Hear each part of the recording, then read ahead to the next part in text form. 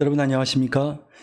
신성열 목사의 간단한 설명과 함께 성경 읽기, 오늘 출애굽기 19장 말씀을 함께 읽도록 하겠습니다.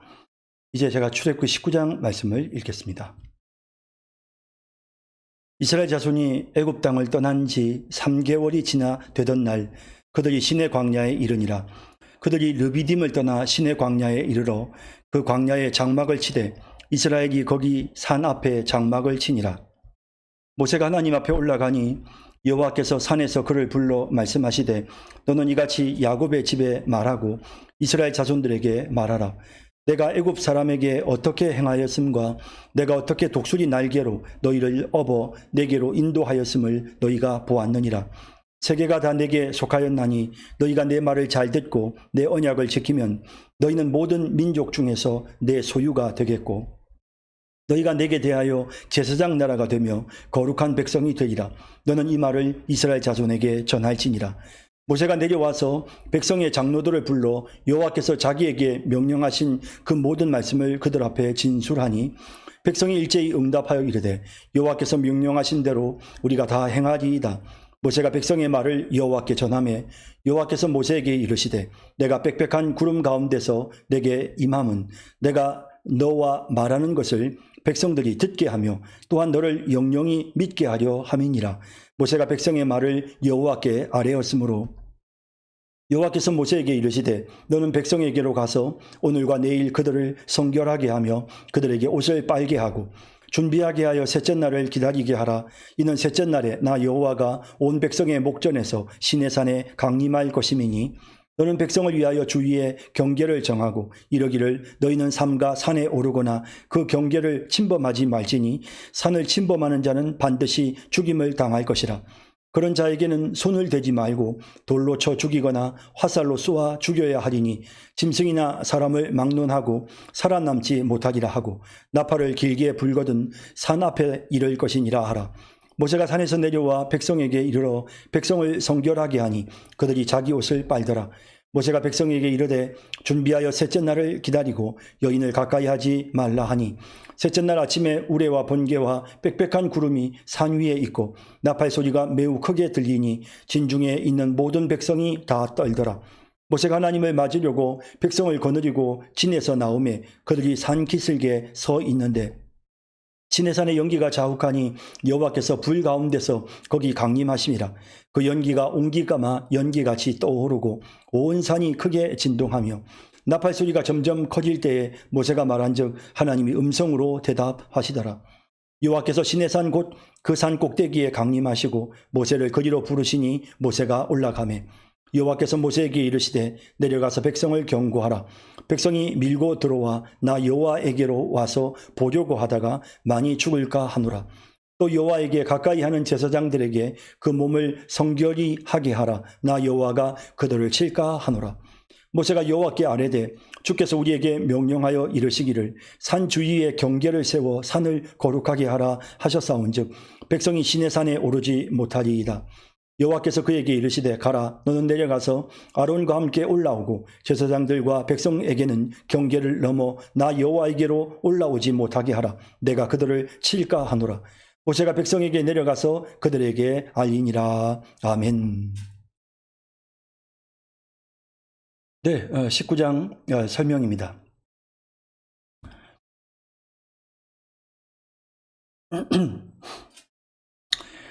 이스라엘 자손이 애굽 땅을 떠난 지 3개월이 되던 날 그들이 시내 광야에 이르니라. 하나님께서 이스라엘 백성들을 이끄셔서 이제 그 시내 광야, 그러니까 시내산 바로 앞에 있는 광야까지 도달하게 하셨습니다. 그들이 르비딤을 떠나 시내 광야에 이르러 그 광야에 장막을 치되 이스라엘이 거기 산 앞에 장막을 치니라. 모세가 하나님 앞에 올라가니 여호와께서 산에서 그를 불러 말씀하시되 자 이제 시내산으로 모세가 올라갑니다. 여호와께서 산에서 그를 불러 말씀하시되 너는 이같이 야곱의 집에 말하고 이스라엘 자손들에게 말하라. 자 여러분, 하나님께서 자기 백성들에게 말씀하실 때 사람을 통해서 말씀하시는, 사람을 사용해서 말씀하시는, 하나님이 친히 직접 말씀하실 수도 있지만 이 인간 모세를 하나님이 사용해서 백성들에게 전하게 하시잖아요. 이게 하나님의 방식입니다. 비단 모세의 경우뿐만 아니고 이스라엘 역사 전체에서 또 신약시대도 마찬가지고 오늘날까지 하나님은 항상 자신의 말씀을 사람을 통해서 전하도록 그렇게 하시는 것입니다. 내가 애굽 사람에게 어떻게 행하였음과 내가 어떻게 독수리 날개로 너희를 업어 내게로 인도하였음을 너희가 보았느니라. 가장 먼저 하나님께서 모세에게 백성들에게 가서 전하라고 말씀하셨던 내용은 하나님이 어떤 하나님이신가, 지금까지 이 백성들에게 어떻게 하셨는지, 애굽에서부터 건져내셨고 또 독수리의 그 힘센 날개로 마치 새끼 독수리들을 이렇게 업어서 이렇게 인도하는 것처럼 그렇게 하나님께서 이 백성들을 돌보셨다는 사실을 지금 언급하고 있는 것입니다. 세계가 다 내게 속하였나니 너희가 내 말을 잘 듣고 내 언약을 지키면 너희는 모든 민족 중에서 내 소유가 되겠고. 자, 이제 여기 이 본문에서 하나님이 먼저 말씀하시는 것은 하나님이 어떤 하나님이신지를 말씀하셨죠. 전지전능하신 능력의 하나님. 이 세계가 다 하나님의 손에 있습니다. 자, 이제 하나님께서 이 백성들을, 이 이스라엘 백성들을 자신의 소유로 삼으시겠다. 그 모든 민족 중에서 내 소유, 그러니까 이스라엘 백성들을 내 백성 삼으시고 또 하나님은 그들의 하나님이 되시겠다고 말씀하시면서 그리고 너희가 내 말을 듣고 내 언약을 지키면 이라고 말씀합니다. 하나님께서 이제 이스라엘 백성들과 언약을 맺겠다라는 것입니다. 그들이 그 언약을 맺고 그 언약을 지키면 나는 너희 하나님이 되고 너희는 내 백성이 될 것이다 라고 하나님께서 이제 모세에게 말씀하시고 이 말씀을 이스라엘 백성들에게 전하게 하시는 것입니다. 너희가 내게 대하여 제사장 나라가 되며 거룩한 백성이 되리라. 너는 이 말을 이스라엘 자손에게 전할지니라. 이렇게 하나님께서 그들의 하나님이 되시고 하나님이 이 백성들과 언약을 맺어 이 백성들을 하나님의 소유로 삼으시면 이 백성들은 이제 하나님의 제사장 나라가 되고 거룩한 하나님의 백성이 될 것이다. 그래서 이것을 너희가 하겠느냐? 너희가 내 말을 듣고 내 언약을 지키겠느냐? 이 말을 이스라엘 자손에게 전하라고 하나님께서 모세를 보내십니다. 모세가 내려와서 백성의 장로들을 불러 여호와께서 자기에게 명령하신 그 모든 말씀을 그들 앞에 진술하니 모세는 어떻습니까? 하나님께로부터 받은 대로 전합니다. 백성이 일제히 응답하여 이르되 여호와께서 명령하신 대로 우리가 다 행하리이다. 자, 이스라엘 백성들의 어떤 응답입니까? 긍정적인 응답이죠. 예, 하나님께서 우리의 하나님이 되어 주신다면 우리가 하나님의 제사장 나라가 되고 우리가 하나님의 소유된 하나님의 백성이 될 수 있다면 하나님 저희가 언약을 지키겠습니다. 우리가 다 행하겠습니다. 우리가 여호와께서 명령하신 대로 우리가 다 행하리이다. 이렇게 모세가 백성의 말을 듣고는 그리고는 그것을 여호와께 전하였다. 모세가 어떻습니까? 왔다 갔다 지금 역할을 하고 있죠. 하나님은 이렇게 사람을 통해서 하나님이 세우신 그런 하나님의 사역자를 통해서 듣기를 원하시고 하나님의 사역자를 통해서 말씀하시기를 원하시는 하나님이시라는 사실을 다시 한번 보게 됩니다. 여호와께서 모세에게 이르시되 내가 빽빽한 구름 가운데서 내게 임함은 내가 너와 말하는 것을 백성들이 듣게 하며 또한 너를 영영히 믿게 하려 함이니라. 모세가 백성의 말을 여호와께 아뢰었으므로. 자, 여러분, 하나님께서 지금 모세와 함께 하시죠. 그리고 그 빽빽한 구름 가운데 하나님이 임재하셔서 모세와 더불어 대화를 나누시는데 이것을 이 모습을 백성들이 보게 하십니다. 자, 이렇게 보게 하심은 무슨 뜻이겠습니까? 하나님의 그 위대하심, 하나님의 그 영광과 하나님의 권능을 그들에게 보여주심과 동시에 하나님께서 모세를 사용하시는, 모세가 하나님의 입술이 되어서 하나님의 말씀을 대언하는 자라는 사실을 그 백성들이 믿도록 하기 위해서 하나님은 이렇게 모세를 백성들 가운데서 그 영광스러운 하나님의 그 거룩한 곳으로 그를 이끄신 것입니다. 이제 모세가 백성의 말을 여호와께 아뢰합니다. 하나님, 이 백성들이 언약을 지키겠다고 합니다. 기꺼이 하나님의 제사장 나라가 되고 하나님의 소유된 백성이 되겠다고 합니다. 여호와께서 모세에게 이르시되 너는 백성에게로 가서 오늘과 내일 그들을 성결하게 하며 그들에게 옷을 빨게 하고. 자, 하나님이 다시 모세를 내려보내셔서 백성들에게 말씀하십니다. 준비하라는 것. 하나님을 만날 수 있도록 그렇게 그들을 준비시키십니다. 준비하게 하여 셋째 날을 기다리게 하라. 이는 셋째 날에 나 여호와가 온 백성의 목전에서 시내산에 강림할 것임이니. 하나님께서 이제 시내산으로 임하셔서 그 백성들과 만나시겠다는 것입니다.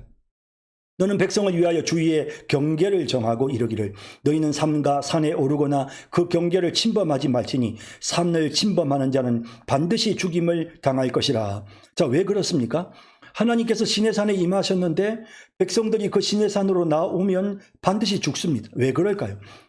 하나님은 지극히 거룩하신 분이십니다. 전혀 죄 없으신 하나님이십니다. 그런데 인간은 죄악되고 타락하고 부패하고 연약합니다. 그런 연약한 그 지극히 부패하고 타락한 인간이 거룩하신 하나님께로 가까이 나오면 어떻게 될까요? 죽습니다. 그죠? 죽을 수밖에 없는 것입니다. 그 하나님의 거룩하심이 더럽혀지진 않죠. 왜냐하면 하나님은 지극히 거룩하신 절대적인 선이시기 때문에. 대신에 하나님의 그 절대적 선 앞에서 악이 가까이 가면 결국에는 그 악한 자들은 죽을 수밖에 없는 것입니다. 그래서 반드시 죽임을 당할 것이라고 말씀하십니다. 그런 자에게는 손을 대지 말고 돌로 쳐 죽이거나 화살로 쏘아 죽여야 하리니 짐승이나 사람을 막론하고 살아남지 못하리라 하고 나팔을 길게 불거든 산 앞에 이를 것이니라. 백성들에게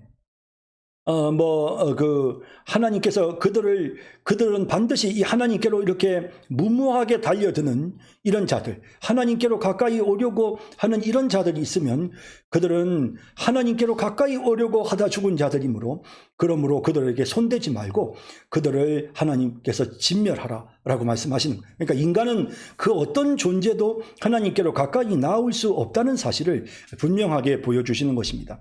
모세가 산에서 내려와 백성에게 이르러 백성을 성결하게 하니 그들이 자기 옷을 빨더라.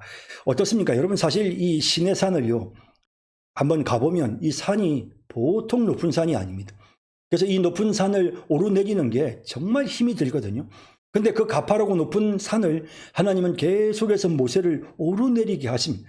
말 한마디를 전하기 위해서 모세가 그 산을 내려오고 또 다시 올라가서 하나님의 말씀을 듣고 이게 참 불편하잖아요. 번거롭잖아요. 그런데도 불구하고 하나님은 그와 같은 방법으로 모세를 통해서 말씀하십니다. 그래서 산에서 내려와 백성에게 백성을 성결케 하고 그들이 자기 옷을 빨도록, 그래서 하나님은 정말 지극히 거룩하신 하나님이심을, 그래서 이제 이 백성들도 거룩한 삶을 살아야 됨을 하나님이 훈련시키시는 것입니다. 모세가 백성에게 이르되 준비하여 셋째 날을 기다리고 여인을 가까이 하지 말라 하니라. 부부간에도 서로 같이 잠자리를 하지 말고 준비시키는 것이죠. 그래서 정말 더 전적으로 자기 자신을 정결하게 해서 하나님 앞에 나아가고자 하는 이런 준비시키는 모습을 보게 됩니다. 셋째 날 아침에 우레와 번개와 빽빽한 구름이 산 위에 있고 드디어 하나님이 임재하십니다. 시내산에 임재하십니다.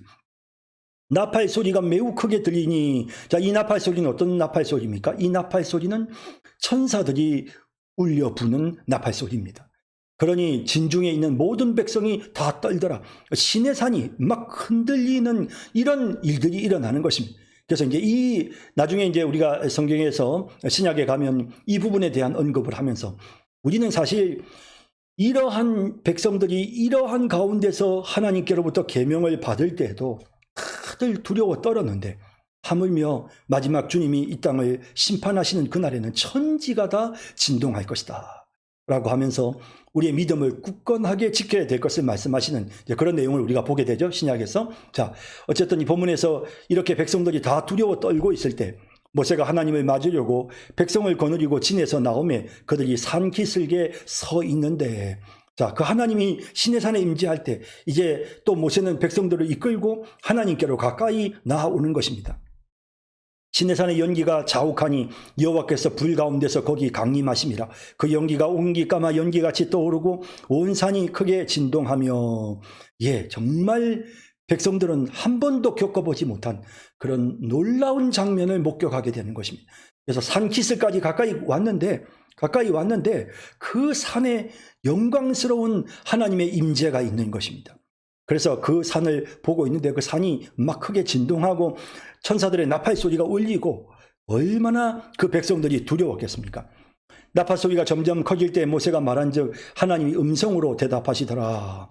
여호와께서 시내산 곧 그 산 꼭대기에 강림하시고 모세를 그리로 부르시니 모세가 올라가매. 자, 그래서 이제 이 이스라엘 백성들은 지금 산 기슭, 그러니까 산 아래 기슭에서 지금 이 높은 산을 바라보고 있고 모세는 이제 그 산 꼭대기로 올라가서 하나님과 독대를 하는 것입니다. 여호와께서 모세에게 이르시되 내려가서 백성을 경고하라. 백성이 밀고 들어와 나 여호와로 와서 보려고 하다가 많이 죽을까 하노라. 하나님께서 경고하시죠. 이 백성들 중에 한 사람이라도 만약에 저 너무 신기하고 저 산에 있는 불이 너무 신기하고 그 중에 호기심이 많고 아주 그냥 또 굉장히 진취적이고 적극적인 성격을 가진 자들 중에는 그 산으로 올라오는 자들도 있을 수 있지 않습니까? 그러면 그들은 아직 한 번도 겪어보지 못했기 때문에 이 상황이 얼마나 무서운 상황인지 결국 그들이 죽게 되는데 거룩하신 하나님께로 이 타락한 죄악된 인간이 가까이 나오면 죽을 수밖에 없거든요.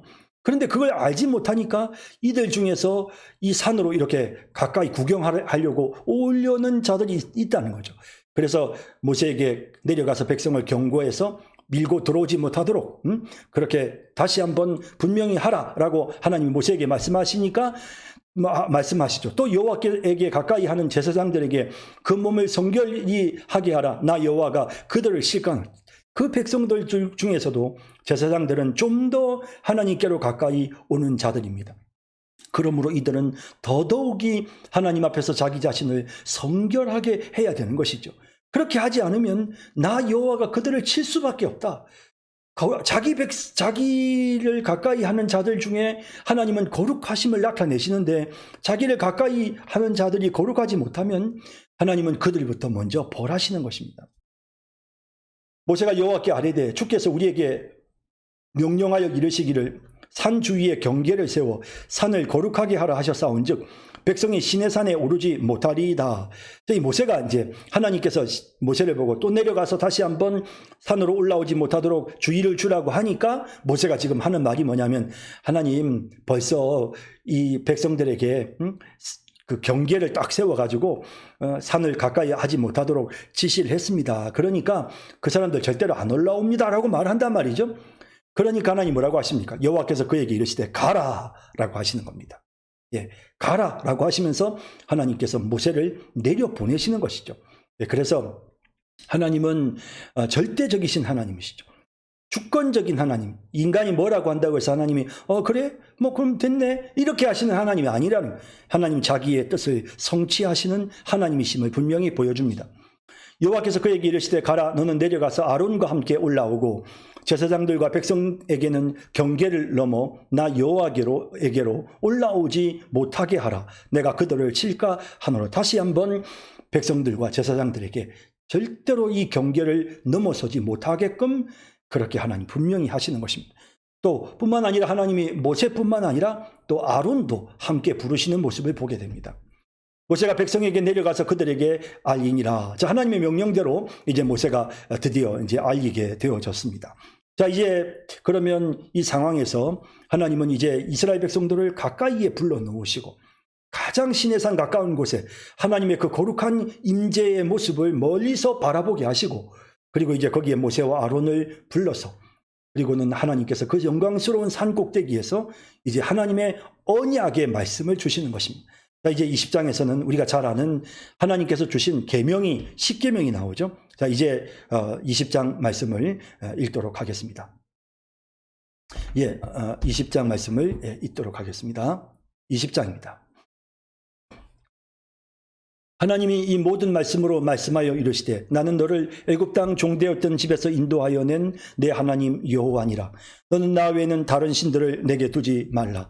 너를 위하여 새긴 우상을 만들지 말고 또 위로 하늘에 있는 것이나 아래로 땅에 있는 것이나 땅 아래 물속에 있는 것에 어떤 형상도 만들지 말며 그것들에게 절하지 말며 그것들을 섬기지 말라. 나 내 하나님 여호와는 질투하는 하나님인즉 나를 미워하는 자의 죄를 갚되 아버지로부터 아들에게로 3, 4대까지 이르게 하거니와 나를 사랑하고 내 계명을 지키는 자에게는 1000대까지 은혜를 베푸느니라.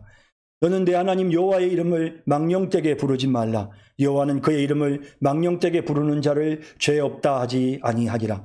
안식일을 기억하여 거룩하게 지키라. 엿새 동안은 힘써 내 모든 일을 행할 것이나 일곱째 날은 내 하나님 여호와의 안식일인즉 너나 내 아들이나 내 딸이나 내 남종이나 내 여종이나 내 가축이나 내 문 안에 머무는 객이라도 아무 일도 하지 말라. 이는 엿새 동안에 나 여호와가 하늘과 땅과 바다와 그 가운데 모든 것을 만들고 일곱째 날에 쉬었습니다. 그러므로 나 여호와가 안식일을 복되게 하여 그날을 거룩하게 하였느니라. 내 부모를 공경하라. 그리하면 내 하나님 여호와가 내게 준 땅에서 내 생명이 길리라. 살인하지 말라. 간음하지 말라. 도둑질하지 말라. 내 이웃에 대하여 거짓 증거하지 말라. 내 이웃의 집을 탐내지 말라. 내 이웃의 아내나 그의 남종이나 그의 여종이나 그의 소나 그의 낙이나 무릇 내 이웃의 소유를 탐내지 말라. 뭇백성이 우레와 번개와 나팔소리와 산의 연기를 본지라. 그들이 볼 때에 떨며 멀리 서서 모세에게 이르되 당신이 우리에게 말씀하소서. 우리가 들으리이다. 하나님 우리에게 말씀하시지 말게 하소서. 우리가 죽을까 하나이다. 모세가 백성에게 이르되 두려워하지 말라. 하나님이 임하심은 너희를 시험하고 너희로 경외하여 범죄하지 않게 하려 하심이니라. 백성은 멀리 서 있고 모세는 하나님이 계신 흑암으로 가까이 가니라. 여호와께서 모세에게 이르시되 너는 이스라엘 자손에게 이같이 이르라. 내가 하늘로부터 너희에게 말하는 것을 너희 스스로 보았으니 너희는 나를 비겨서 은이나 금으로나 너희를 위하여 신상을 만들지 말고 내게 토단을 쌓고 그 위에 내 양과 소로 내 번제와 화목제를 드리라. 내가 내 이름을 기념하게 하는 모든 곳에서 내게 임하여 복을 주리라. 내가 내게 돌로 제단을 쌓거든 다듬은 돌로 쌓지 말라. 내가 정으로 그것을 쪼면 부정하게 함이니라. 너는 층계로 내 제단에 오르지 말라. 내 하체가 그 위에서 드러날까 함이니라. 아멘. 네, 20장 설명입니다.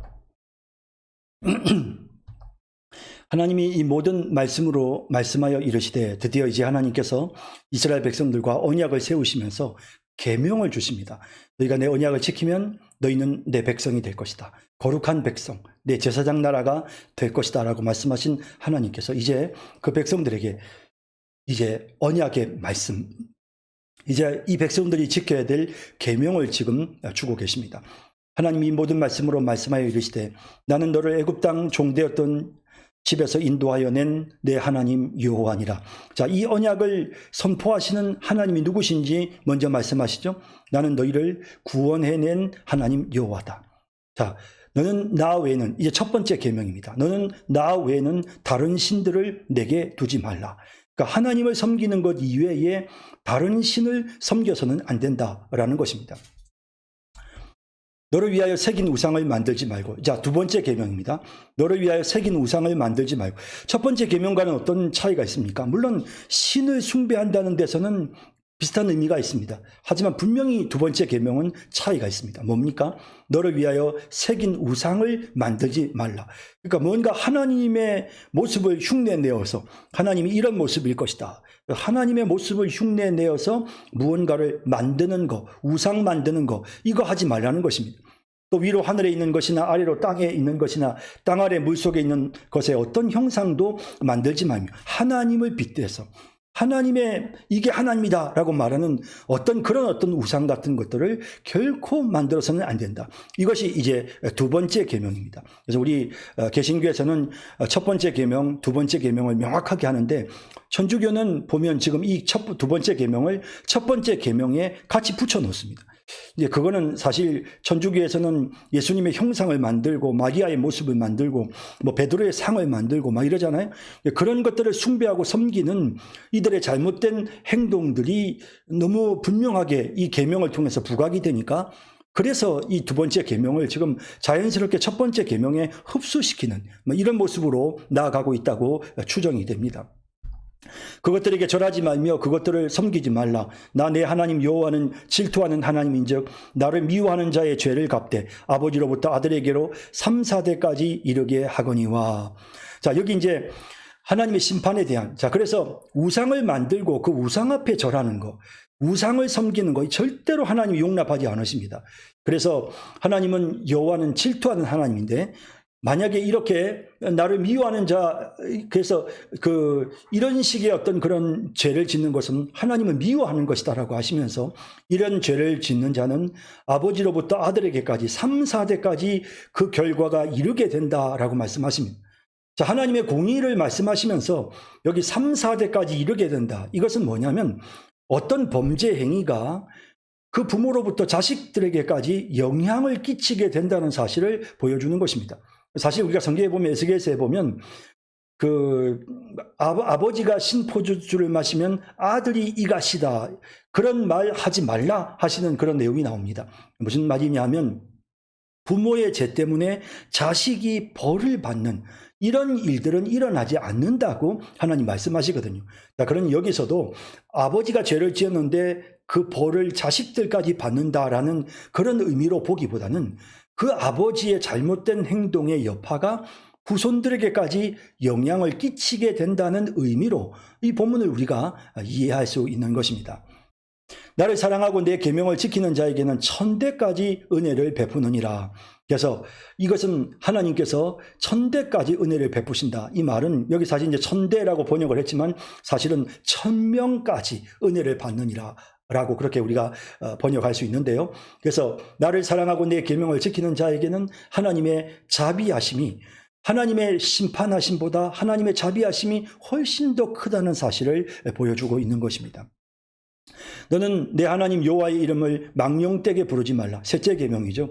여호와는 그의 이름을 망령되게 부르는 자를 죄 없다 하지 아니하리라. 함부로 하나님을 욕하는, 하나님을 비난하는, 이제 이런 어떤 함부로 하나님에 대해서 말하는 이런 일들을 하지 못하도록 하나님께서 아주 철저하게 말씀을 하시죠. 안식일을 기억하여 거룩하게 지키라. 네 번째 계명은 안식일을 지키라라는 것입니다. 여세 동안은 힘써 내 모든 일을 행할 것이나 하나님이 7번째 날을 쉬게 하셨죠. 그런데 이 안식일을 지키기 위해서는 하나님은 힘써 너의 모든 일을 6일 동안 열심히 하라고 말씀하셨습니다. 자, 그래서 이 안식일 계명은 우리가 먼저 생각해야 될 것은 6일 동안 힘써서 너의 일들을 하고, 그렇죠? 그리고 7째 날은 내 하나님 여호와의 안식일인즉 너나 내 아들이나 내 딸이나 내 남종이나 내 여종이나 내 가축이나 내 문 안에 머무는 객이라도 아무 일도 하지 말라. 그래서 욕심 더 많이 가지겠다는 그런 탐심을 가지고 막 일을 시키고 그렇게 하지 말고 사람에게는 휴식이 필요하다는 거죠. 그래서 6일 동안 열심히 일을 하지만 7번째 날은 그날은 쉬라는 것입니다. 그래서 나의 모든 일들을 쉬고 또 나와 함께 한 다른 사람들까지도 다 쉬게 하라는 겁니다. 그렇게 함으로써 회복되도록 몸도 회복되고 또 나중에 우리가 희년 제도를 안식년 제도를 통해서 토지도 회복이 되는 하나님이 회복을 시켜 나가시는 이런 과정을 우리가 보게 되는 것입니다. 이는 여세 동안에 나 여호와가 하늘과 땅과 바다와 그 가운데 모든 것을 만들고 7째 날에 쉬었음이라. 그러므로 나 여호와가 안식일을 복되게 하여 그날을 거룩하게 하였느니라. 자, 그래서 그리고 여기 보면 이 여세 동안에 하나님께서 천지를 만드시고 하나님이 7번째 날에 하나님이 안식하셨던 것을 본받아서 그 자녀들도 하나님이 안식하신 것처럼 그 백성들도 안식하는 것이고요. 또 그날은 복된 날이고 그날은 거룩한 날입니다. 그래서 그날은 하나님을 기억하고 하나님께 예배드리는 또 선한 일을 하는 일로 그렇게 그날을 하나님께서 사용하도록 하나님이 그날을 거룩하게 하신다라고 말씀합니다. 네, 5번째 계명입니다. 내 부모를 공경하라. 그리하면 내 하나님 여호와가 내게 준 땅에서 내 생명이 길리라. 부모를 존중하고 부모를 높일 줄 알고 공경하고 하는 그런 자식된 도리를 다 할 것을. 그럴 때 하나님께서 이 땅에서의 그의 삶이 그의 생명이 장수하는 복을 누리게 하시겠다 말씀하십니다. 6번째 계명은 살인하지 말라. 7번째 계명은 간음하지 말라. 8번째 계명은 도둑질하지 말라. 9번째 계명은 내 이웃에 대하여 거짓 증거하지 말라. 여러분, 이 거짓 증거라는 게 뭡니까? 다른 사람들을 모함하는 것 혹은 위증하는 것입니다. 다른 사람들 앞에서 그 사람이 죄가 없는데 그 사람이 죄가 있다고 위증하는 것, 또 반대로 죄가 있는데 없다고 위증하는 것 다 마찬가지죠. 그래서 어쨌든 다른 사람들에게, 다른 이웃에게 피해를 주는 이와 같은 그 위증, 거짓 증거, 이런 것은 절대로 해서는 안 된다. 이게 9번째 계명입니다. 내 이웃의 집을 탐내지 말라. 이게 10번째 계명이죠. 그러니까 10번째 계명은 사실 6번째 살인, 간음, 또 도둑질, 그리고 거짓 증거, 이런 부분들을 다 포함하는 것입니다. 이런 일들이 왜 일어나느냐? 탐심 때문이죠.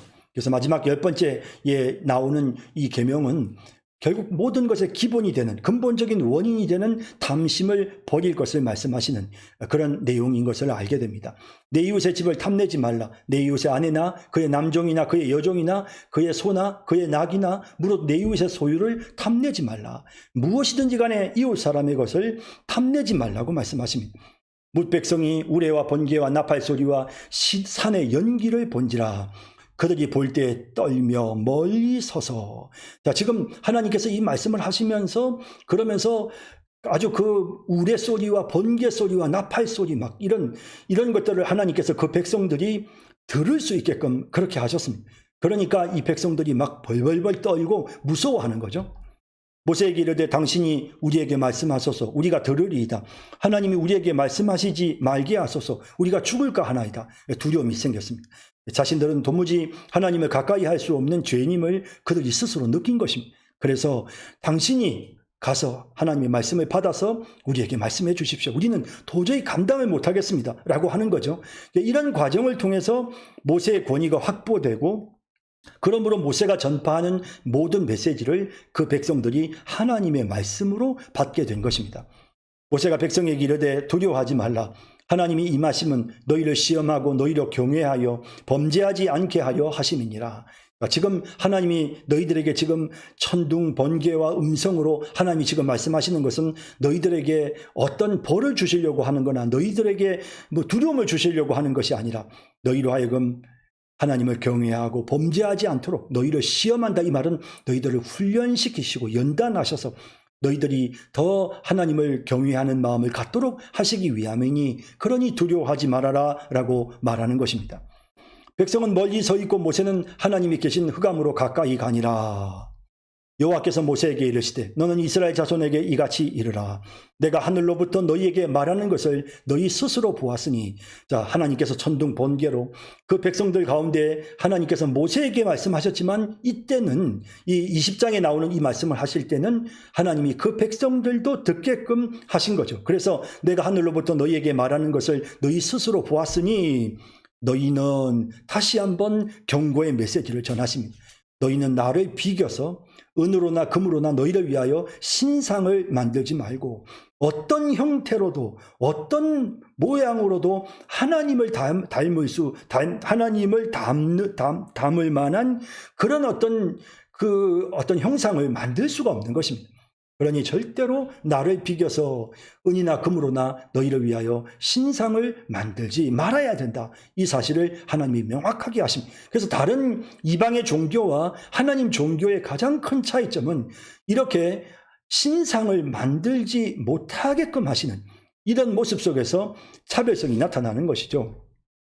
내게 토단을 쌓고 그 위에 내 양과 소로 내 번제와 화목제를 드리라. 내가 내 이름을 기념하게 하는 모든 곳에서 내게 임하여 복을 주리라. 그러면서 하나님은 또 이스라엘 백성들에게 단을 쌓는 데 있어서 아주 쉽고 간단한 방법으로 단을 쌓는 법을 가르쳐 주셨습니다. 다른 이방 종교들은 단을 쌓을 때 일일이 정을 가지고 돌을 깨서 말이죠.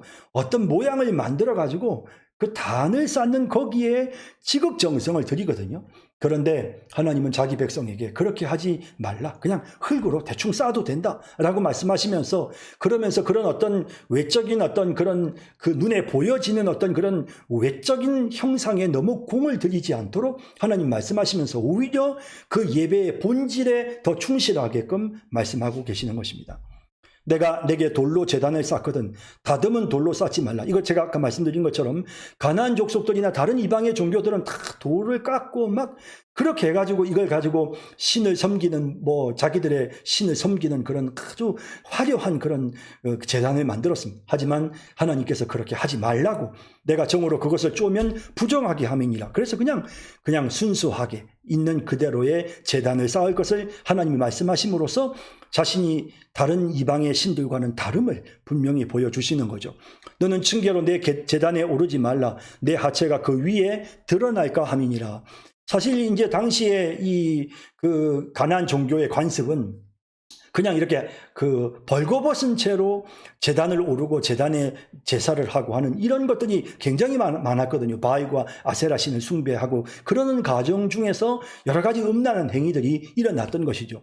그래서 이런 방식으로 하지 말아라. 그래서 이제 그 우리가 성경에 보면 레위기에도 나오지만 제사장들은 다 고이라는, 그러니까 오늘날로 말하면 바지 같은 거를 만들어서 입어서 하체가 드러나지 않도록 하나님이 그렇게 하시는. 그래서 하나님이 다른 하나님이시다는 사실, 그러니까 하나님이 다른 신들과는 다르다는 사실을 하나님께서 분명하게 모세를 통해서, 그리고 그 시내산에서 하나님이 말씀하시는 모든 환경과 상황을 통해서 그 백성들을 깨닫게 해주시는, 자, 이런 모습을 우리가 보게 되는 것입니다.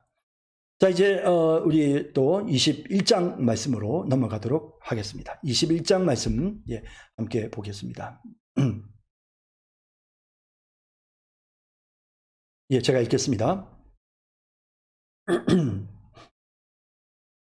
내가 백성 앞에 세울 법규는 이러하니라. 내가 히브리 종을 사면 그는 6해 동안 섬길 것이요 7째 해에는 몸값을 물지 않고 나가 자유인이 될 것이며, 만일 그가 단신으로 왔으면 단신으로 나갈 것이요 장가 들었으면 그의 아내도 그와 함께 나가려니와, 만일 상전이 그에게 아내를 주어 그의 아내가 아들이나 딸을 낳았으면 그의 아내와 그의 자식들은 상전에게 속할 것이요 그는 단신으로 나갈 것이로되, 만일 종이 분명히 말하기를 내가 상전과 내 처자를 사랑하니 나가서 자유인이 되지 않겠노라 하면 상전이 그를 데리고 재판장에게로 갈 것이요 또 그를 문이나 문설주 앞으로 데리고 가서 그것에다가 송곳으로 그의 귀를 뚫을 것이라. 그는 종신토록 그 상전을 섬기리라. 사람이 자기의 딸을 여종으로 팔았으면 그는 남종같이 나오지 못할지며, 만일 상전이 그를 기뻐하지 아니하여 상관하지 아니하면 그를 속량하게 할 것이나, 상전이 그 여자를 속인 것이 되었으니 외국인에게는 팔지 못할 것이요 만일 그를 자기 아들에게 주기로 하였으면 그를 딸같이 대우할 것이요 만일 상전이 다른 여자에게 장가들지라도 그 여자의 음식과 의복과 동침하는 것은 끊지 말 것이요 그가 이 3가지를 시행하지 아니하면 여자는 속전을 내지 않고 거저 나가게 할 것이니라. 사람을 쳐 죽인 자는 반드시 죽일 것이나, 만일 사람이 고의적으로 한 것이 아니라 나 하나님이 사람을 그의 손에 넘긴 것이면 내가 그를 위하여 한 곳을 정하리니 그 사람이 그리로 도망할 것이며, 사람이 그의 이웃을 고의로 죽였으면 너는 그를 내 제단에서라도 잡아내려 죽일지니라. 자기 아버지나 어머니를 치는 자는 반드시 죽일지니라. 사람을 납치한 자가 그 사람을 팔았든지 자기 수하에 두었든지 그를 반드시 죽일지니라. 자기 아버지나 어머니를 저주하는 자는 반드시 죽일지니라. 사람이 서로 싸우다가 하나가 돌이나 주먹으로 그의 상대방을 쳤으나 그가 죽지 않고 자리에 누웠다가 지팡이를 짚고 일어나 걸으면 그를 친 자가 형벌은 면하되 그간의 손해를 배상하고 그가 완치되게 할 것이니라. 사람이 매로 그 남종이나 여종을 쳐서 당장에 죽으면 반드시 형벌을 받으려니와, 그가 하루나 이틀을 연명하면 형벌을 면하리니 그는 상전의 재산임이라. 사람이 서로 싸우다가 임신한 여인을 쳐서 낙태하게 하였으나 다른 해가 없으면 그 남편의 청구대로 반드시 벌금을 내되 재판장의 판결을 따라 낼 것이니라. 그러나 다른 해가 있으면 값되 생명은 생명으로, 눈은 눈으로, 이는 이로, 손은 손으로, 발은 발로, 된 것은 된 것으로, 상하게 한 것은 상함으로, 때린 것은 때김으로 갚을 지니라. 사람이 그 남종의 한 눈이나 여종의 한 눈을 쳐서 상하게 하면 그 눈에 대한 보상으로 그를 놓아줄 것이며, 그 남종의 이나 여종의 이를 쳐서 빠뜨리면 그에 대한 보상으로 그를 놓아줄지니라. 소가 남자나 여자를 받아서 죽이면 그 소는 반드시 돌로 쳐서 죽일 것이요 그 고기는 먹지 말 것이며, 임자는 형벌을 면하려니와, 소가 본래 받는 버릇이 있고 그 임자는 그로 말미암아 경고를 받았으되 단속하지 아니하여 남녀를 막론하고 받아 죽이면 그 소는 돌로 쳐 죽일 것이고 임자도 죽일 것이며, 만일 그에게 속죄금을 부과하면 무릇 그 명령한 것을 생명의 대가로 낼 것이요 아들을 받든지 딸을 받든지 이 법규대로 그 임자에게 행할 것이며, 소가 만일 남종이나 여종을 받으면 임자가 은 30세겔을 그의 상전에게 줄 것이요 소는 돌로 쳐서 죽일지니라. 사람이 구덩이를 열어두거나 구덩이를 파고 덮지 아니하므로 소나 나귀가 거기에 빠지면 그 구덩이 주인이 잘 보상하여 짐승의 임자에게 돈을 줄 것이요 죽은 것은 그가 차지할 것이니라. 이 사람의 소가 저 사람의 소를 받아 죽이면 살아있는 소를 팔아 그 값을 반으로 나누고 또한 죽은 것도 반으로 나누려니와 그 소가 본래 받는 버릇이 있는 줄을 알고도 그 임자가 단속하지 아니하였으면 그는 소를 갚을 것이요 죽은 것은 그가 차지할지니라.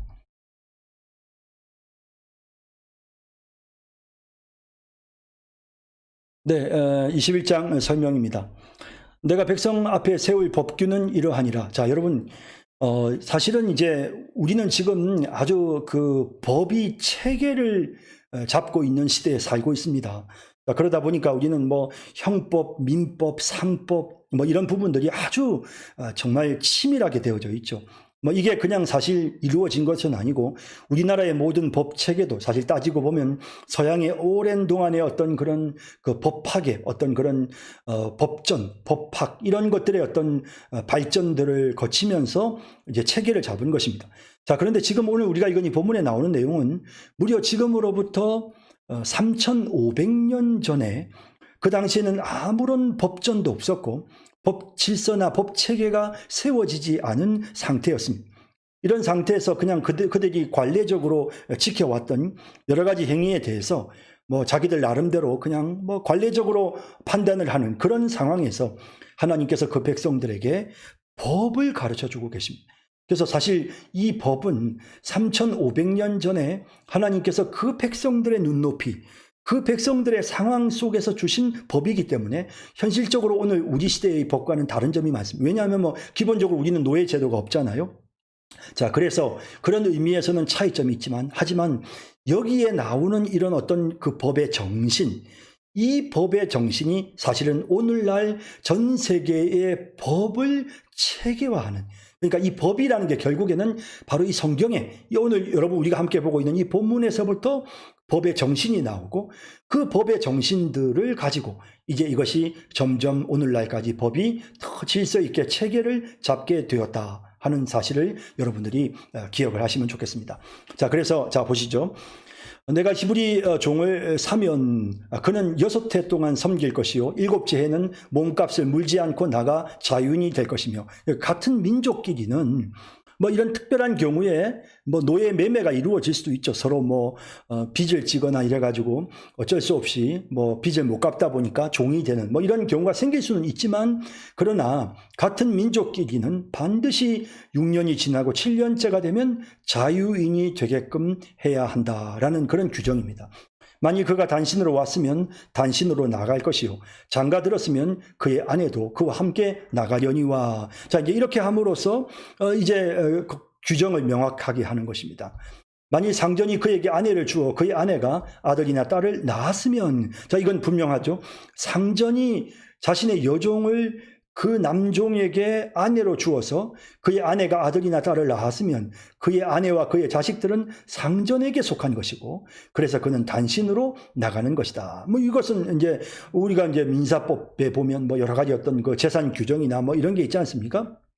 그래서 그런 것과 관련된 그 당시에 자주 일어났던 문제들에 대한 구체적인 방법을 말씀하시는 겁니다.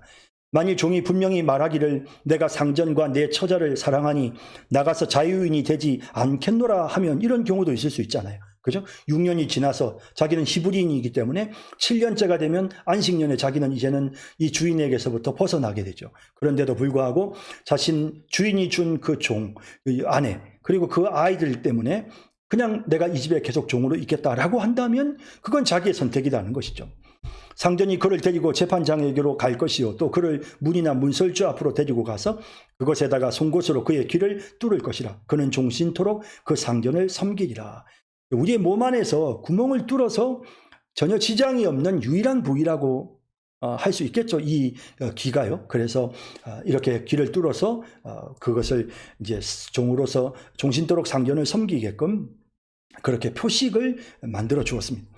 사람이 자기의 딸을 여종으로 팔았으면 그런 남종같이 나오지 못할지며, 뭐 이건 당시에 뭐 이런 관습들이 많았던 시대시니까, 이거 뭐 사실 우리도 지금 뭐 최근에 이제 뭐 한 100여 년 전부터 이런 어떤 제도, 이런 관습이나 이런 것들이 없어졌지, 그 이전에는 뭐 전 세계적으로 다 불과 100년도 안 됐습니다. 이런 것들이 없어진 지가요. 그래서 그 전에 그런 것들이 매우 보편적인 시대에 하나님께서 어떻게 해야 하는지를 말씀하시는 것입니다. 만일 상전이 그를 기뻐하지 아니하여 상관하지 아니하면 그를 속량하게 할 것이나, 그러니까 돈을 주고 그 여인을 샀어요. 그런데 그 여인을 자신의 아내로 취하지 아니하면 그러면 그를 속량하게 할 것이나, 풀어주라는 거죠. 상전이 그 여자를 속인 것이 되었으니 외국인에게는 팔지 못할 것이요. 그래서 뭐 아무에게나 갖다, 외부인에게 갖다 그냥 팔아버리고, 내 마음에 안 든다고 여자를 팔아버리고, 이런 일들은 해서는 안 된다는 것입니다. 만일 그를 자기 아들에게 주기로 하였으면 그를 딸같이 대우할 것이요. 뭐 이런 경우가 있을 수 있겠죠. 그래서 누군가가 자신의 자녀를, 딸을 정말 가난해서 어쩔 수 없이 누군가에게 이렇게 팔았단 말이에요. 파는 조건이 뭐냐면 그 집의 식구가 되는 조건이죠. 그래서 그 주인의 아내가 되든지 아니면 그 자식의 그 주인의 며느리가 되든지 어쨌든 그렇게 대우받게 해주는 조건으로 딸을 이제 파는 겁니다. 만일 상전이 다른 여자에게 장가들지라도 그 여자의 음식과 의복과 동침하는 것은 끊지 말 것이요. 그러니까 기본적으로 그 여인에 대한 남편으로서의 의무를 이행해 주라는 겁니다. 그가 이 세 가지를 시행하지 아니하면 여자는 속전을 내지 않고 거저 나가게 할 것이니, 그냥 자유를 주라는 겁니다. 사람을 쳐 죽인 자는 반드시 죽일 것이나, 만일 사람이 고의적으로 한 것이 아니라 나 하나님이 사람을 그의 손에 넘긴 것이면 내가 그를 위하여 한 곳을 정하리니 그 사람이 그리로 도망할 것이며, 오늘날도 우리가 과실치사라는 게 있습니다. 본인이 의도적으로 사람을 죽게 한 것이 아니고 이렇게 뭐 교통사고라든지 아니면 뭐 이런 어떤 뭡니까, 의료 행위를 하는 도중에 이렇게 실수로 인해서 사람이 죽게 되는 이런 일들이 생길 수 있잖아요. 뭐 이런 것들, 뭐 이런 잡다한 상황들입니다. 그럴 경우에는 하나님께서 도피성이라고 하는 것을 예비해서 거기에 피할 수 있게끔 하신다는 것입니다. 사람이 그의 이웃을 고의로 죽였으면 너는 그를 그 내 제단에서라도 잡아내려 죽일지니라. 예, 그래서 무조건 이런 고의적인 행동으로 사람을 죽이면 하나님의 제단 뿔을 붙잡더라도 잡아내려서 그를 죽이라고 말씀하신, 반드시 살인자에 대해서는 엄격하게 살인으로 처벌하라고 말씀하십니다. 자기 아버지나 어머니를 치는 자는 반드시 죽일지니라. 부모에게 함부로 하는 자에게는 아주 무서운 이런 심판이 임한 것이죠. 사실은 이런 부분들이 실제적으로 집행이 된 경우는 별로 없습니다. 하지만 이스라엘 역사를 보더라도요, 그럼에도 불구하고 이런 법 질서를 통해서 사람들이 어떻게 행동해야 되는지에 대한 분명한 어떤 이 가이드라인이 제시가 되는 것입니다. 사람을 납치한 자가 그 사람을 팔았든지 자기 수하에 두었든지 그를 반드시 죽일지니라. 이 뭐 인신매매범, 용서할 수 없는 거죠. 자기 아버지나 어머니를 저주하는 자는 반드시 죽일지니라. 자식된 도유로 부모에게 함부로 할 수 없다는 것입니다. 사람이 서로 싸우다가 하나가 돌이나 주먹으로 그의 상대방을 쳤으나 그가 죽지 않고 자리에 누웠다가, 서로 싸우다 보면 이런 일이 일어날 수도 있죠. 그런데 지팡이를 짚고 일어나 걸으면 그를 친 자가 형벌은 면하지만 그간의 손해를 배상하고 그가 완치되게 할 것이니라. 이렇게 다른 사람들에게 어떤 해를 입혔을 경우에 상해를 입히면 그 사람이 완치될 때까지의 그런 어떤 배상을 하는 거. 이거는 이제 둘이서 서로 치고받고 싸운 경우이지 일방적으로 강도짓을 한 경우가 아니죠. 강도의 피해를 입은 게 아니고 서로 치고받고 싸우는 과정 중에 이제 이런 한 사람이 좀 심하게 다치는 이런 상가 생겼을 때 그가 죽지 않았다면, 그럴 경우에는 그가 치료되는 과정에서의 치료비를만 부담하도록 그렇게 하는 것이죠. 사람이 매로 그 남종이나 여종을 쳐서 당장에 죽으면 반드시 형벌을 받으려니와, 이런 경우도 사실은 그 당시에는 노예가 뭐 주인의 소유였기 때문에 죽이고 살리는 게 주인의 몫이었거든요. 그래서 뭐 그냥 마음에 안 들면 그냥 죽여버렸습니다. 그 당시에 뭐 모든 유대인 사회뿐만 아니고 이집트든 로마, 그리스 사회나 뭐 페르시아나 모든 나라들의 제도가 다 그랬죠. 그런데 이런 분위기 속에서도 주인이 자기의 남종이나 여종을 당장에 죽으면 반드시 형벌을 받게 하는 것이죠. 그가 하루나 이틀을 연명하면 형벌은 형벌을 면하리니 그는 상전의 제사장임이니라. 그러니까 너무 심하게 사람을 때리지 못하게끔 하나님이 그렇게 하셨습니다. 사람이 서로 싸우다가 임신한 여인을 쳐서 낙태하게 하였으나 다른 해가 없으면 그 남편의 청구대로 반드시 벌금을 내되 재판장의 판결을 따라 낼 것이니라. 이런 경우도 뭐 상해와 관련된 그런 피해 보상법이죠. 그러나 다른 해가 있으면 갚되 생명은 생명으로 눈은 눈으로 이는 이로 손은 손으로 발은 발로. 자, 이게 이제 사실은 어떤 율법의 어떤 당시의 법의 어떤 기본적인 그런 어떤 상해 동해 보복법. 그러니까 당시의 기본적인 어떤 그런 법의 체계였습니다. 된 것은 된 것으로, 상하게 한 것은 상함으로, 때린 것은 때림으로 갚을 지니라. 사람이 그 남종의 한 눈이나 여종의 한 눈을 쳐서 상하게 하면 그 눈에 대한 보상으로 그를 놓아줄 것이며, 눈을 상하게 한 경우, 또 그 남종의 이나 여종의 이를 쳐서 빠뜨리면 그 이에 대한 보상으로 그를 놓아줄지니라. 함부로 대하지 못하도록. 그러니까 상해를 입히면 반드시 그에 대한 보상, 그 중에서도 제일 좋은 보상은 그들에게 자유를 주는 것입니다. 소가 남자나 여자를 받아서 죽이면 그 소는 반드시 돌로 쳐서 죽일 것이요 그 고기는 먹지 말 것이요 임자는 형벌을 면하려니와. 자, 이제 그런데 임자가 형벌을 면하고 소는 죽지만 이런 경우가 있을 수 있죠. 임자는 형벌을 면하려니와 소가 본래 받는 버릇이 있고 그 임자는 그로 말미암아 경고를 받았으되 단속하지 아니하여 남녀를 막론하고 받아 죽이면 그 소는 돌로 쳐 죽일 것이고 임자도 죽일 것이며. 요즘 최근에 이제 집에서 키우는 애완견들이 갑자기 그냥 야수로 변해서 사람들을 깨물어서 죽이고 하는 이런 일들이 있지 않습니까? 이런 부분들에 대해 지금 규정이 반드시 그 주인도 죽이라.